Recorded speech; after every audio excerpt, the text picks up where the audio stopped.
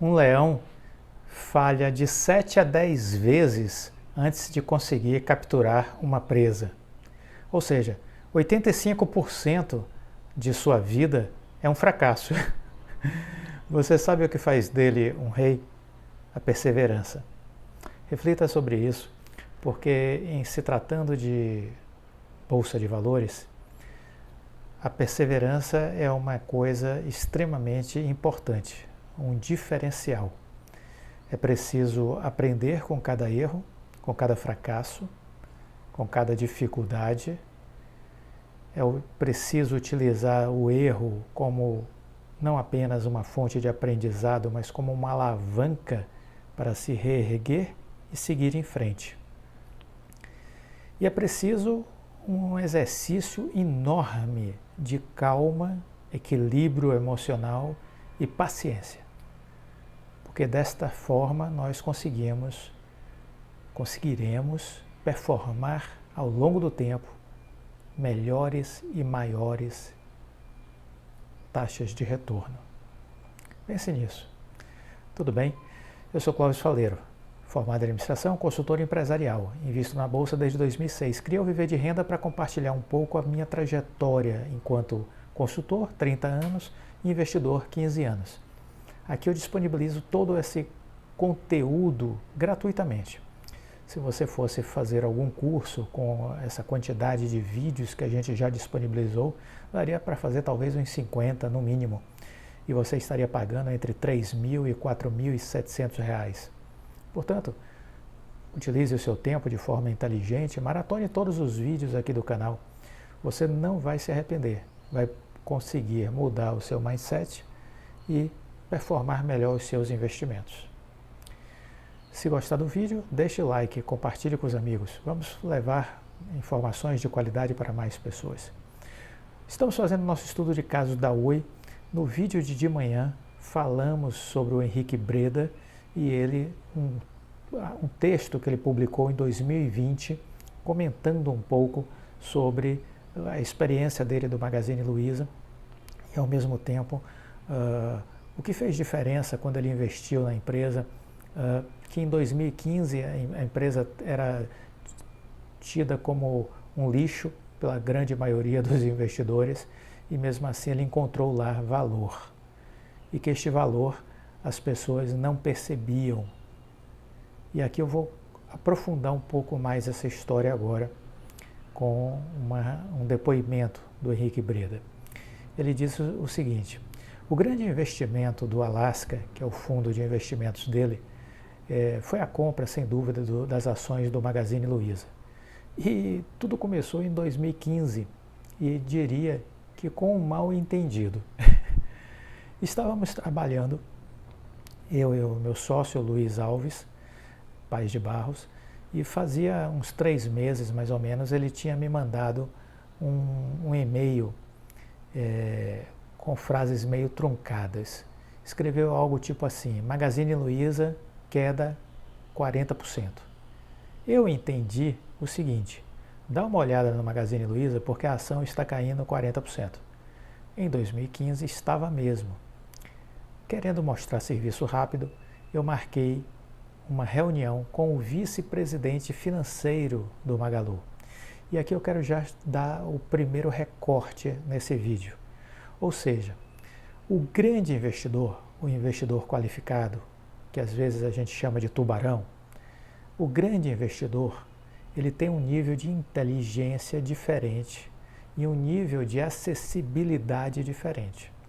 Então ele pega um telefone e liga para o vice-presidente financeiro da empresa que ele quer estudar, que ele quer tirar dúvidas. O vice-presidente o atende e eles marcam para passar uma tarde, para tomar um café, para almoçar, para uma visita à empresa. É assim que funciona. Assim faz Warren Buffett, Howard Marks, Jorge Paulo Lemann, os grandes investidores. Assim eles agem. André Jakurski, Florian Bartunek. Essa é a conduta dos grandes investidores. Ou seja, eles têm um acesso que os pequenos Não tem, nunca terão. Importante entender isso.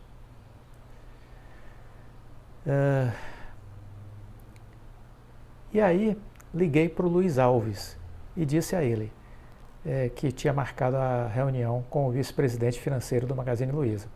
E ele me respondeu, mas por que você fez isso? Aí eu falei do e-mail. Ele explicou que havia apenas conversado com um fornecedor do Magazine Luiza que tinha contado que as vendas estavam caindo 40%. Eu me senti um imbecil, mas achei chato desmarcar aquela reunião e disse para o Luiz que iria e que depois contaria como havia sido. No final ele acabou dizendo, não, eu vou com você também. Achamos que iríamos encontrar uma empresa desorganizada, com funcionários desanimados, com um clima pesado, mas vimos o contrário. Um formigueiro, pessoas trabalhando freneticamente, brilho no olhar, sabe? Paixão, entusiasmo, motivação, é isso. A empresa estava cortando custos, revendo processos e tentando se tornar mais ágil. Voltando para o escritório, eu disse, a empresa está tomando atitude. E o Luiz falou, eu gostei da turma lá. Em 2015, com a recessão, lembre-se que em 2014 a nossa ex-presidente Dilma começou a afundar a economia brasileira. Passamos um período de recessão profunda em 2015, 2016 também. Em 2015, com a recessão, as vendas do varejo caíam fortemente. E as de eletrônicos, que era o forte à época do Magazine Luiza, diminuíam ainda mais. Ele me pediu para olhar os números e achei que precisava de mais uma reunião lá. Dessa vez marcamos já com a cabeça de fazer uma análise mais profunda. Muitos analistas, ao avaliar varejistas, olham o EBITDA, sigla em inglês para lucro antes dos juros, impostos, amortização e depreciação. Costumo repetir que EBITDA é uma métrica que ignora um monte de dados importantes. O EBITDA é uma métrica que ignora um monte de dados importantes. Na verdade, o problema é maior. O lucro líquido, que inclui o que não aparece no EBITDA, também diz pouco sobre a saúde financeira de uma empresa, ainda mais de varejo. O que mostra muito a força da varejista é o capital de giro. Se recebe do cliente antes de pagar o fornecedor. Consegue uma importante fonte de financiamento. Se antes de dar lucro consegue gerar caixa, a chance de sucesso aumenta muito. Essa é a história do Walmart e da Amazon, mas não era o que estava acontecendo com o Magazine. A companhia tinha estoques altíssimos, muito dinheiro para receber de clientes, ou seja, o capital de giro era um horror. Para financiar tudo isso, tinha uma dívida cara. Vale lembrar que na época a taxa básica de juros, a Selic, estava em torno de 14% ao ano. Estávamos em setembro de 2015 e eu disse para o Roberto Rodrigues, que era o CFO, o vice-presidente financeiro, com esse nível de capital de giro a empresa vai ficar inviável daqui a algum tempo.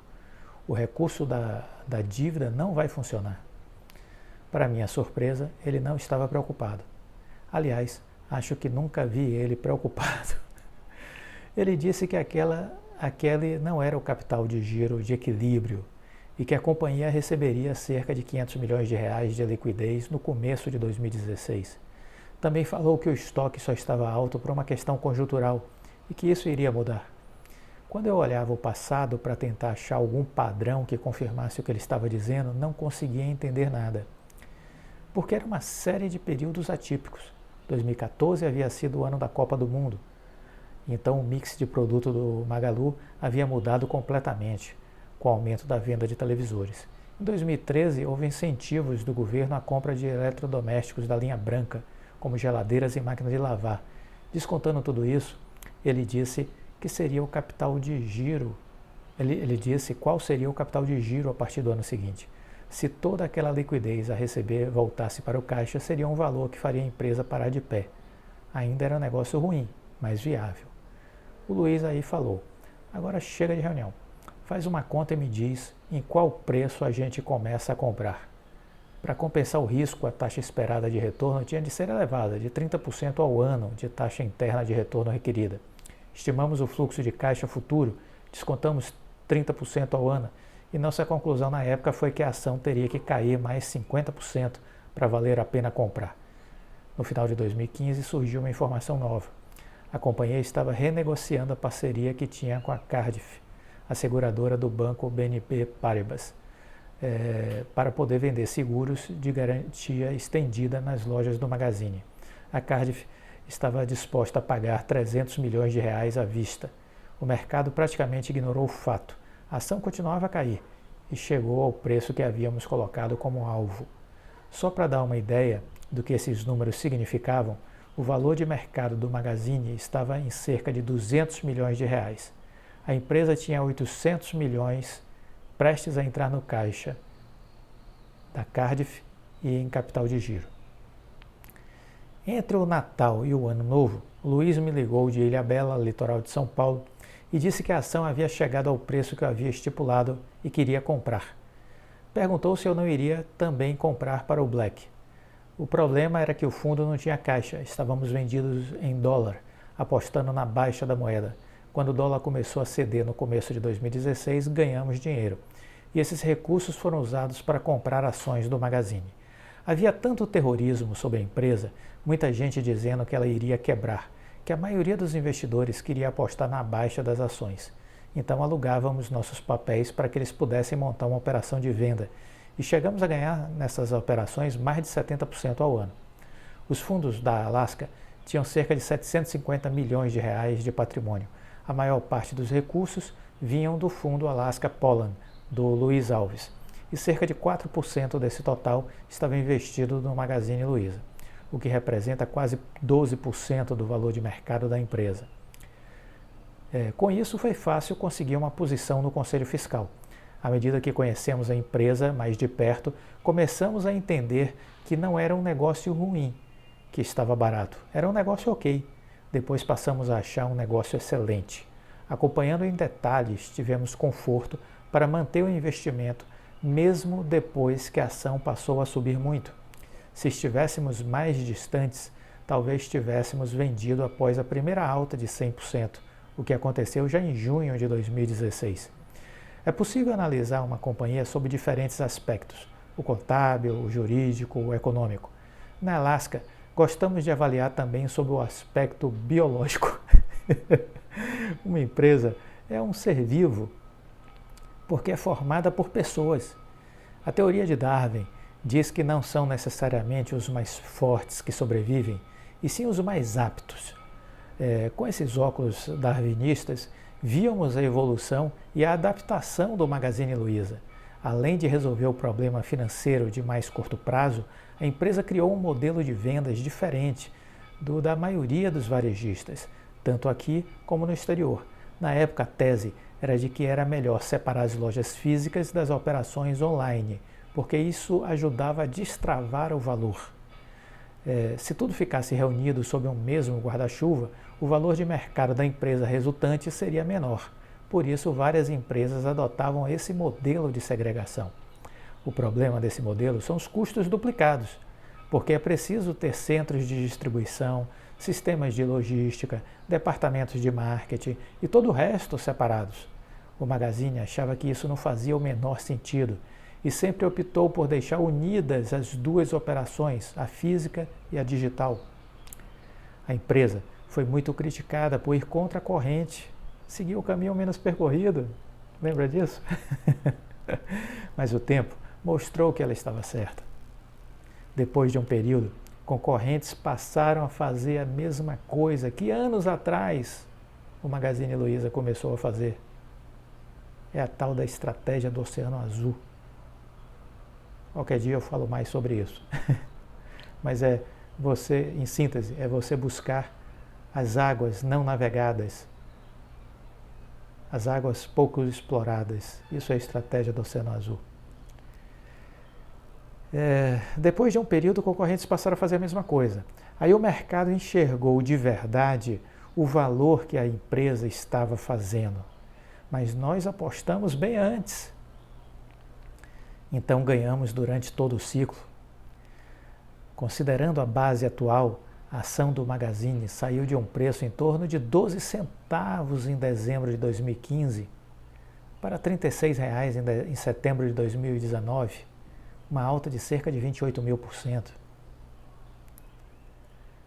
Em 2019, continuamos com a ação na carteira, porque a empresa seguia se transformando.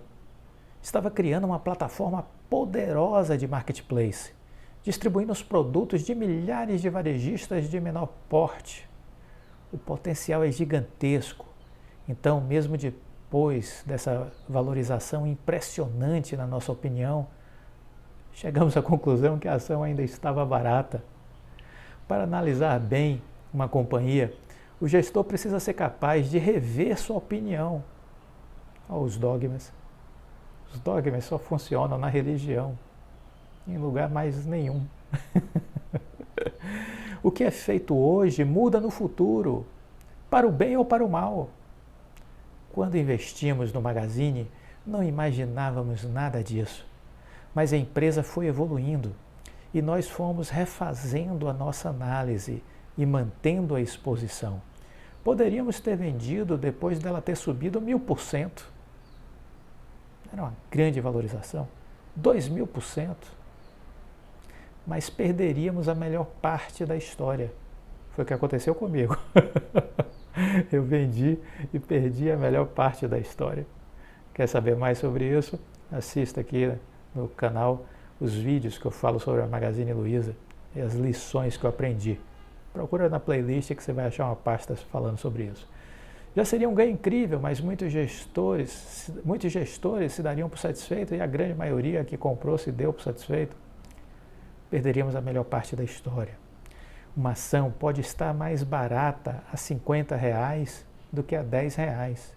Tudo depende do momento da empresa e o papel da liderança da empresa. Nós, investidores, temos que estar atentos ao que está acontecendo e tentar capturar tudo isso. Porque, no fundo, além disso tudo, outro fator fundamental para uma boa gestão é a independência. Quando 95% do seu patrimônio é composto por recursos de investidores externos, o gestor tem menos liberdade para ir contra o senso comum, em especial se isso gerar perdas em alguns momentos, o que é absolutamente normal. É provável que ele ceda e comece a fazer uma gestão de portfólio pensando mais no coração e no estômago do cliente do que nas teses de investimento, ainda mais se for um profissional pouco conhecido. O Alasca sempre teve bastante capital próprio, essa foi uma grande diferença nossa. Boa parte veio do Luiz Alves, e para falar a verdade, damos pouca importância ao que o cotista está sentindo. O fundo é bastante volátil, e sempre que cai, recebemos ligações, e-mails, alguns indignados, mal educados. Está vendo? Por que você vai comprar essa... Mas não podemos mudar a estratégia só para deixar alguns clientes mais tranquilos. Quem não quer aguentar os altos e baixos do nosso fundo, deve procurar outras opções mais adequadas ao seu perfil e não tentar mudar o perfil do fundo Alasca. No fim das contas, não queremos atrair clientes, queremos atrair sócios. Quando você enxerga o seu cotista como sócio em vez de um cliente, a relação muda. Na nossa opinião, muda para muito melhor. Só conseguimos ter essa firmeza intelectual porque temos capital próprio. Em 2019, cerca de 40% do patrimônio do Black era formado por recursos dos sócios, outros 30% estavam em fundos soberanos com horizonte de investimento de longuíssimo prazo e o restante com clientes diversificados. Tínhamos 173 mil cotistas. Também é importante não ter preguiça. Tem uma ação de que todo mundo fala mal. Vamos olhar sem preconceito. Não tem essa de que a empresa não vale o meu tempo. Outro pato feio em que investimos foi a Braskem. Em agosto de 2016, quando começaram a estourar os problemas da Odebrecht na Lava Jato, a Braskem, que é controlada pela Odebrecht e pela Petrobras, caiu na mesma vala. Por mandato, vários fundos globais foram obrigados a vender as ações da Braskem, porque não podiam investir numa empresa envolvida em investigação policial. Assim, os papéis desabaram. Só que as condições macroeconômicas eram favoráveis à Braskem. Como é uma exportadora de produtos petroquímicos, a empresa se beneficia da alta do dólar e a moeda estava subindo desde 2012. Nesse caso, não precisamos visitar a empresa para decidir se valia a pena investir. Só fizemos a conta. Um risco era o tamanho da multa que a Odebrecht seria obrigada a pagar. Pelas informações, seria em torno de 6 bilhões de reais.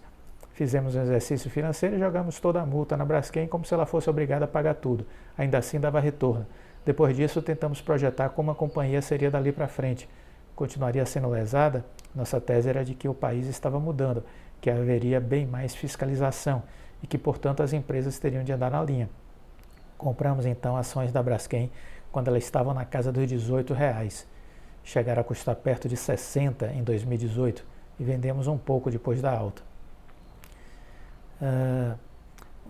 Um grande erro, continua ele falando sobre algumas das lições que ele aprendeu, né? Um grande erro que eu cometi foi ter achado que valia a pena investir nas ações da Lupatec. Ela era uma fornecedora da Petrobras em 2010 e eu nem era gestor ainda, era analista da Skyper. A Petrobras havia descoberto petróleo na camada do pré-sal e achei que aquilo seria uma coisa que prejudicaria os seus resultados. Na minha visão, os prestadores de serviços seriam os reais beneficiados do pré-sal. A Lupatec fazia muitas aquisições na época, seu valor de mercado correspondia a 15 vezes o EBITDA e ela sempre comprava empresas que negociavam a 8, 9 vezes. Assim que comprava, a ação subia, porque dentro da Lupatec aquela companhia adquirida passava a valer 15 vezes mais. Ou seja, as aquisições eram uma pedalada financeira que fazia a ação subir. Para os executivos que recebiam bônus e ações, havia um incentivo para continuar nessa toada. Com o tempo, a Lupatec virou uma coxa de retalho, cheia de empresas diferentes e sócios que não estavam interessados em fazer o novo negócio crescer, só estavam esperando para o momento certo para sair. Os resultados começaram a piorar e, para complicar ainda mais, a exploração do pré-sal estava demorando mais do que o esperado. A Petrobras estava investindo pouco. Além disso, surgiu o escândalo do Petrolão. A ação começou a cair, o dono da Lupatec passou a comprar os papéis, a baixa continuou. Quando desvalorizou 50%, pensei, é um achado. Comprei quando a ação estava em cerca de R$30. Lembrando que caiu para uns 25, comprei mais. Vendi um pouco a 27, depois disso o preço foi desabando, perdi a paciência e vendi tudo. Tive um prejuízo de 70%. A companhia acabou entrando em recuperação judicial. Aprendi 2 lições. Primeiro, não é porque o dono comprou que é bom. Segundo, o mais importante não é acreditar em historinha. O pré-sal, esquece. Uma coisa é o potencial, outra é a realidade. Não dá para negligenciar o risco, que é fazer uma sequência de aquisições sem integrar direito às empresas. Mesmo que a Petrobras tivesse feito investimentos, a Lupatec teria problemas. Então, são algumas lições que eu trouxe aqui para compartilhar com vocês sobre o Henrique Breda, e em especial a visão de negócios que ele teve com relação ao Magazine Luiza, porque eu entendo que uma empresa com essas características que aqui relatamos traz muito de coisas que podemos refletir quando a gente pensa na Oi. A Oi é aquele cachorrinho sarnento que está na beira da estrada. Ninguém quer, ou seja, ninguém quer quando a gente olha do ponto de vista da análise de grandes bancos, de grandes corretoras, pelo menos é o que eles dizem, falta saber se é da boca para fora, mas o que é colocado a priori é que não vale a pena, que é uma empresa com a situação muito difícil, que o valor vai ser de R$2, entendeu? Muita gente que está aí na bolsa, né, que olha apenas preço e acha que preço versus quantidade de ações é um dogma, é uma coisa determinante para a reflexão de sua estratégia de investimento, e olham e dizem, olha, uma ação dessa com 6 bilhões de ações, quase 5,9, isso não tem futuro, isso não vai para lugar nenhum. e deixam de considerar o que o Henrique Breda falou, que é o valor da empresa. Porque uma coisa é preço, outra coisa é valor.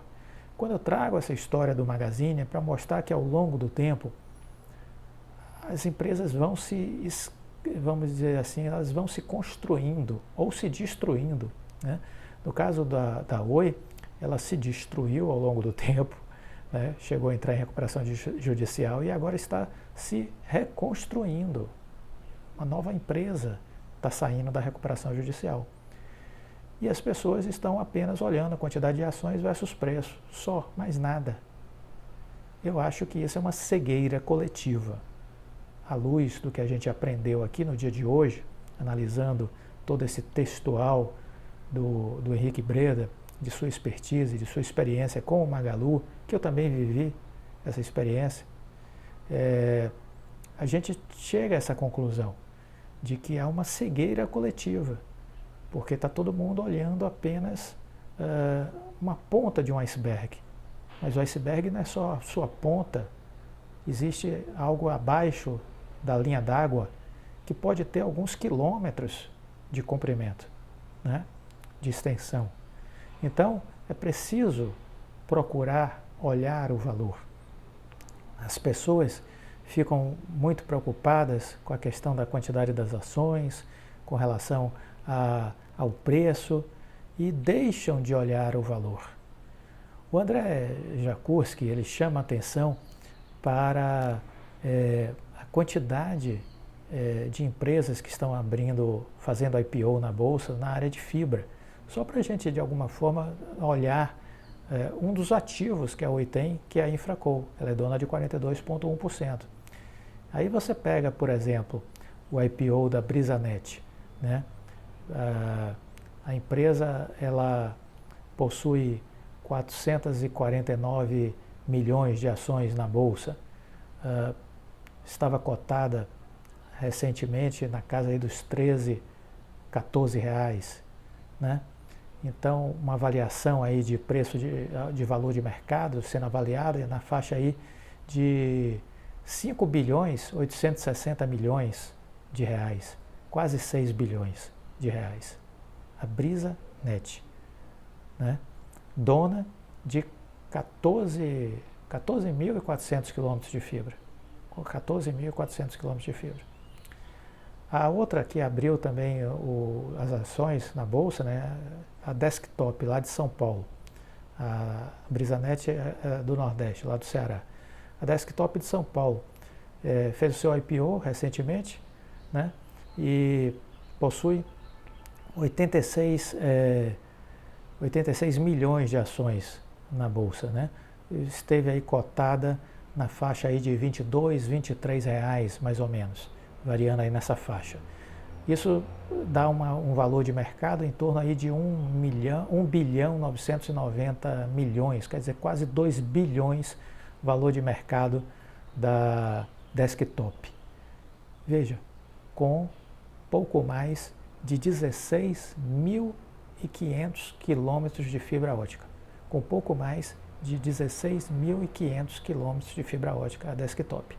Aí tem também a Unifique, que fez seu IPO recentemente, empresa de Santa Catarina, né? Bem focada lá em Santa Catarina, tentando expansão agora para Rio Grande do Sul e Paraná. Fez seu IPO, tem 356 milhões de ações. 356 milhões de ações. As ações aí na faixa de 8,40, 8,50, né? O que é que a gente pega disso aí? Um valor de mercado na casa aí dos 3 bilhões. 3 bilhões. E um número de fibra, se a gente for olhar sua extensão da sua malha de fibra, 18 mil quilômetros, né? Então está ela precificada aí nessa faixa e tendo um valor de mercado de 3 bi, né? Então vejam o tamanho dessas pequenas empresas e o valor dessas pequenas empresas. Aí a gente vai para a Oi. Aí a Oi tem 5 bilhões e 900 milhões de ações. 5 bilhões e 900 milhões de ações. A cotação de 1,20, isso significa que ela está aí avaliada hoje, buscando aí os Entre 1,20 e 1,30 você vai encontrar ela variando aí entre 7 bilhões e 400, 7 bilhões e meio. Você vai encontrar ela trabalhando nessa faixa aí, tendo este valor de mercado. Só que ela tem 426 mil quilômetros de fibra. 426 mil quilômetros de fibra. Então, comparando essa empresa de 426 mil quilômetros de fibra, valendo aí 7,5 bi, bora arredondar, 7,5 bi, comparando com as outras 3 empresas que abriram capital na Bolsa, uma de 14.400 quilômetros, valendo aí na casa de 6 bilhões, a outra com 16.500 quilômetros na casa de 2 bilhões e a outra com um valor aí de mercado próximo de 3 bilhões com 18 mil quilômetros de fibra. Aí fica a pergunta, olhando o valor, faz sentido um negócio desse? Alguns continuarão a repetir a ladainha. Não, mas considerando o número de ações, olha, desculpa, eu não quero saber do número de ações, eu não quero saber do preço da ação, eu estou falando do valor da empresa. Ah, mas você não pode desconsiderar todo o resto. Claro que eu posso. Claro que eu posso.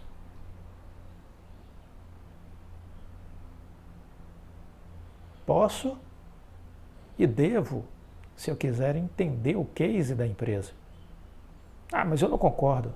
Não invista. Você só pode investir no que você acredita. Ah, eu não concordo. Então não invista. Essa é a resposta. Não invista em Oi, não se aproxime da Oi. E seja inteligente. Para que você gasta seu tempo criticando quem está comprado em Oi? Vai viver sua vida, poxa. Vai tocar sua vida. Vai fazer as suas escolhas, porque no fundo se trata disso. Somos as nossas escolhas. Não é? Claro. Então é isso. Fica essa reflexão no dia de hoje. Preço é uma coisa, valor é outra totalmente diferente. São coisas distintas. Preço e valor. Você não pode misturá-las. Você não pode confundi-las. Vamos dar tempo ao tempo. O tempo nos mostrará qual é a tese de investimentos correta. A minha, eu estou construindo com base no valor e do que eu aprendi com o Magazine Luiza. Nas lições que eu listei aqui hoje, que o Henrique Breda compartilhou desse case do Magazine Luiza, os 2 vídeos desse sábado. Amanhã continuaremos mais, mas o fundamental é a gente ter espírito de abertura e a gente escutar de forma qualitativa. Desconstruir muito do que a gente aprendeu. Ter coragem, como eu disse de manhã, citando Dostoiévski, de sair das gaiolas. De se lançar no vazio das incertezas, porque é neste vazio das incertezas que nós teremos a oportunidade de alçar voos. Gostou do vídeo?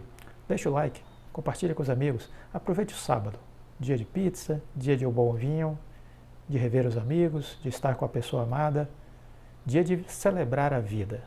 Aliás, todos os dias temos a obrigação de celebrar a vida, que a vida é um grande presente de Deus.